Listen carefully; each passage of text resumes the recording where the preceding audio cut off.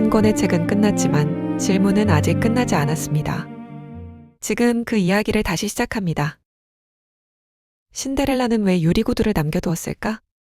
제1장. 우리가 한 번도 의심하지 않았던 것. 세상에는 이상한 이야기가 있습니다. 너무 오래 들어서 아무도 이상하다고 생각하지 않는 이야기입니다. 신데렐라도 그렇습니다.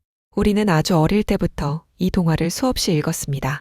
착한 소녀, 나쁜 계모, 마법, 유리구두, 왕자, 그리고 행복한 결말. 너무 익숙해서 한 번도 질문하지 않았습니다. 하지만 오래된 명작은 질문을 견디는 이야기입니다. 오히려 질문을 던질수록 더 깊어집니다. 그래서 오늘은 이야기를 처음부터 다시 읽으려 합니다. 신데렐라는 정말 착한 사람이었을까요? 계모는 태어날 때부터 악인이었을까요? 왕자는 사랑에 빠진 것일까요? 그리고 무엇보다 왜 하필 유리구두였을까요? 잠시만 생각해 봅시다. 유리는 걷기 좋은 재료가 아닙니다. 뛰기는 더 어렵습니다. 계단에서는 위험하고 조금만 충격을 받아도 깨질 수 있습니다. 그런데도 이 동화는 수백 년 동안 그 신발을 유리로 기억하게 만들었습니다. 우연일까요? 아니면 작가가 우리에게 남겨둔 하나의 암호였을까요? 흥미로운 사실이 하나 있습니다.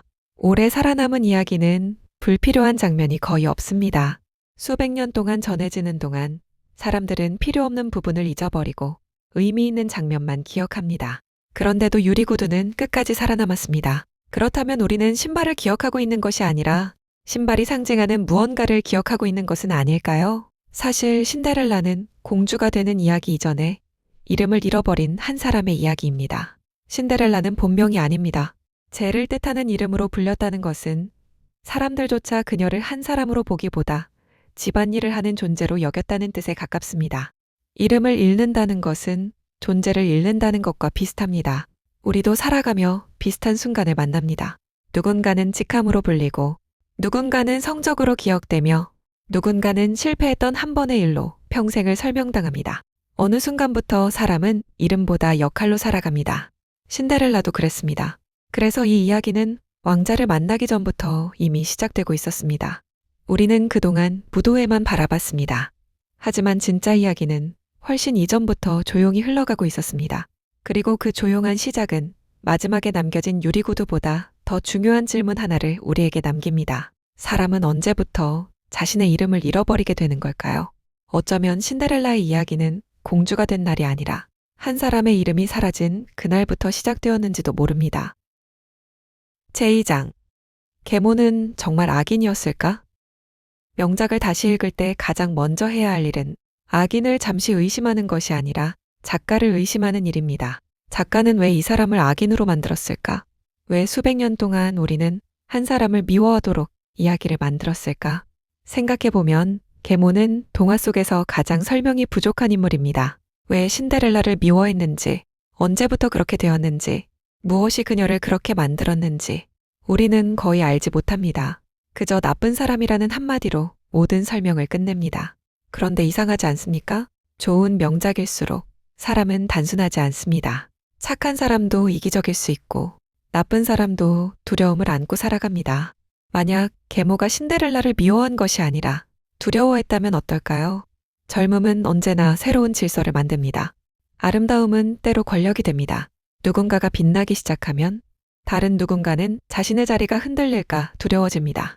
인간은 미워하기 전에 먼저 불안해합니다. 질투는 그 다음에 찾아옵니다. 그래서 계모는 신데렐라를 괴롭힌 것이 아니라 자신이 잃을지 모르는 것을 붙잡으려 했던 것은 아닐까요? 물론 그것이 옳았다는 뜻은 아닙니다. 두려움은 이해할 수 있어도 잔인함은 정당화될 수 없습니다. 하지만 사람을 이해하는 것과 용서하는 것은 다른 이야기입니다. 좋은 이야기는 악인을 변호하지 않습니다. 대신 악인이 어떻게 만들어졌는지를 보여줍니다.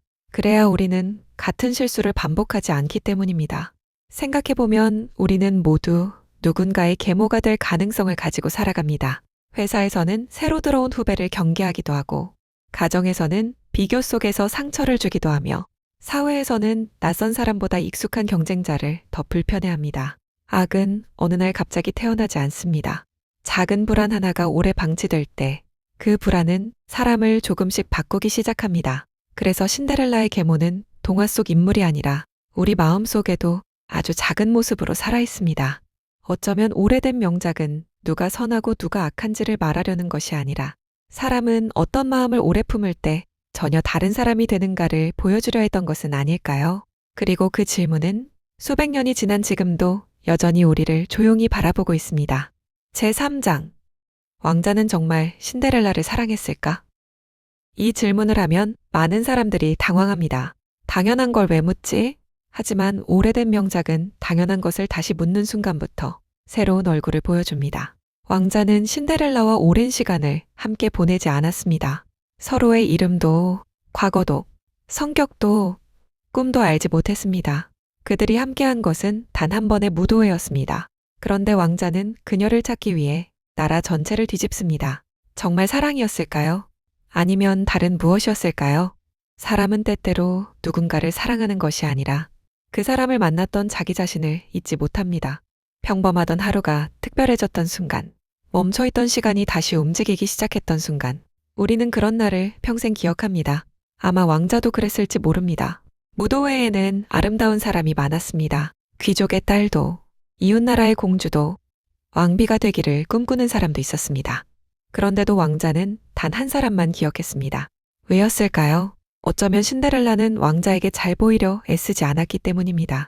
우리는 누군가에게 인정받고 싶을수록 자신을 꾸미기 시작합니다. 더 멋있게 말하고, 더 똑똑해 보이려 하고, 더 성공한 사람처럼 보이려 합니다.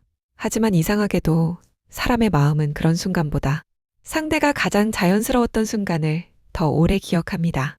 억지로 만든 미소보다 잠깐 스쳐간 진심 어린 표정 하나를 더 잊지 못합니다. 신데렐라는 자신이 공주인 척하지 않았습니다. 부자인 척하지도 않았습니다. 그녀는 단지 오랫동안 잊고 살았던 자신의 모습을 그날 밤 처음으로 드러냈을 뿐입니다. 어쩌면 왕자가 사랑한 것은 신데렐라가 아니라 가면을 쓰지 않아도 빛날 수 있는 사람의 모습이었는지도 모릅니다. 우리는 살아가며 많은 가면을 씁니다. 직장에서의 나, 가족 앞에서의 나, 친구들 앞에서의 나, 그리고 혼자 있을 때의 나, 그 가운데 어느 모습이 진짜 나인지 헷갈릴 때도 있습니다. 그래서 신데렐라의 무도회는 단순한 춤이 아니었습니다. 누군가에게 잘 보이기 위한 시간이 아니라 자기 자신으로 존재해본 단 몇 시간의 기록이었습니다. 그리고 사람은 이상하게도 그런 시간을 함께한 사람을 오래 잊지 못합니다. 그래서 저는 이제 신데렐라를 읽을 때 왕자가 한 사람을 사랑한 이야기보다 한 사람이 진짜 자기 모습을 만난 밤의 이야기로 읽게 됩니다. 어쩌면 그 밤 가장 먼저 발견된 사람은 신데렐라가 아니라 신데렐라 자신이었는지도 모릅니다. 제4장. 사실 이 이야기는 유리구두에 대한 이야기가 아니다.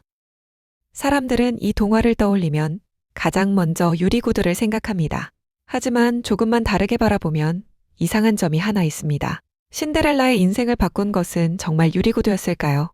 만약 요정이 유리 대신 가죽 신발을 만들어 주었다면 그녀의 인생은 바뀌지 않았을까요? 아마도 바뀌었을 것입니다. 그렇다면 유리구두는 원인이 아니라 결과입니다. 사람들은 결과를 기억하지만 명작은 언제나 원인을 이야기합니다. 생각해보면 신데렐라의 삶이 처음 달라진 순간은 왕자를 만난 때가 아닙니다. 무도회 초대장을 받은 순간도 아닙니다. 요정이 나타난 순간조차 아닙니다. 그보다 훨씬 이전입니다. 나도 가고 싶다. 그 짧은 마음, 그 한 문장이 모든 이야기를 움직였습니다. 만약 신데렐라가 처음부터 이렇게 생각했다면 어떨까요? 어차피 나는 안 될 거야. 내 운명은 여기까지야. 나 같은 사람이 무슨... 그 순간 이야기는 끝났을 것입니다. 요정도 나타나지 않았을 것이고 무도회도 없었을 것이며 유리구두도 존재하지 않았을 것입니다. 오래된 명작들은 놀랍도록 비슷한 비밀을 품고 있습니다. 기적은 늘 가장 마지막에 등장합니다. 가장 먼저 움직이는 것은 사람의 마음입니다. 노아는 방주를 보기 전에 망치를 들었습니다. 다윗은 승리를 보기 전에 물맷돌을 집었습니다. 그리고 신데렐라는 왕궁을 보기 전에 자신도 무도회에 가고 싶다고 생각했습니다. 기적은 용기를 대신해주지 않습니다. 용기를 따라옵니다. 그래서 우리는 결과만 보면 안 됩니다. 유리구두는 아름답습니다. 하지만 아름다움은 언제나 사람들의 시선을 빼앗습니다. 시선이 머무는 곳과 진실이 시작되는 곳은 종종 다릅니다. 신데렐라의 이야기도 그렇습니다. 우리는 한 짝의 신발을 바라보는 동안 정작 그 신발을 신기로 결심한 사람의 마음은 놓치고 있었습니다. 그래서 저는 이제 이 이야기를 이렇게 기억하려 합니다. 유리구두는 신데렐라를 공주로 만든 물건이 아니라 이미 한 걸음을 내디딘 사람에게 세상이 남긴 흔적이었다고. 어쩌면 명작은 언제나 같은 말을 다른 모습으로 들려주는지도 모릅니다. 인생을 바꾸는 것은 기회가 아니라 기회를 향해 먼저 움직인 마음이라고. 제5장. 그래서 우리는 무엇을 잘못 기억하고 있었을까? 우리는 오랫동안 신데렐라를 사랑 이야기라고 배웠습니다. 하지만 책을 덮는 지금, 처음과 같은 생각이 드는 사람은 많지 않을 것입니다. 우리는 유리구두를 따라 이 이야기를 읽었지만 사실 끝까지 우리를 이끌어온 것은 신발이 아니었습니다. 이름을 잃은 한 사람, 두려움에 사로잡힌 한 사람, 가면을 벗은 한 사람, 그리고 자신의 삶을 포기하지 않기로 한 한 사람. 이 네 사람이 모여 신데렐라라는 이야기를 만들었습니다. 명작은 언제나 사람을 둘로 나누지 않습니다.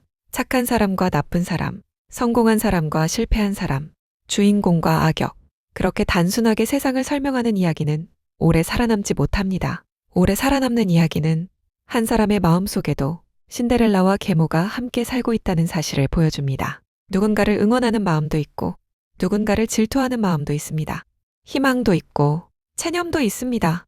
그래서 명작은 다른 사람을 읽는 책이 아니라 결국 자기 자신을 읽는 책이 됩니다. 어린 시절에는 왕자를 기다리며 읽었고 청년이 되어서는 꿈을 떠올리며 읽었고 나이가 들면 계모의 불안도 이해하게 됩니다. 같은 책인데 읽는 사람이 달라질 때마다 전혀 다른 이야기가 되는 이유가 바로 여기에 있습니다. 좋은 명작은 변하지 않습니다. 변하는 것은 언제나 독자입니다. 그래서 사람들은 같은 이야기를 몇 번이고 다시 읽습니다. 이야기가 달라져서가 아니라 자신이 달라졌기 때문입니다. 어쩌면 이것이 신데렐라가 수백 년 동안 사라지지 않은 진짜 이유일지도 모릅니다. 그녀는 공주가 되었기 때문에 살아남은 것이 아닙니다. 우리 모두가 살아가며 한 번쯤은 이름을 잃고 누군가를 부러워하고 다시 용기를 내고 다시 자기 자신을 찾아가는 삶을 살기 때문입니다. 그래서 마지막으로 하나만 묻고 싶습니다. 오늘 당신이 기억하게 된 것은 유리구두였습니까? 아니면 유리구두보다 훨씬 오래 남는 한 사람의 선택이었습니까? 이 질문에는 정답이 없습니다. 하지만 오래된 명작은 원래 정답을 주는 책이 아니라 한 사람의 인생에서 오래 살아남을 질문 하나를 남기는 책이었습니다. 그리고 저는 그것이 명작이 명작으로 남는 이유라고 믿습니다. 우리는 이야기를 읽은 것이 아니라 질문 하나를 마음에 남겼습니다. 그 답은 여러분의 삶 속에서 계속 이어질 것입니다.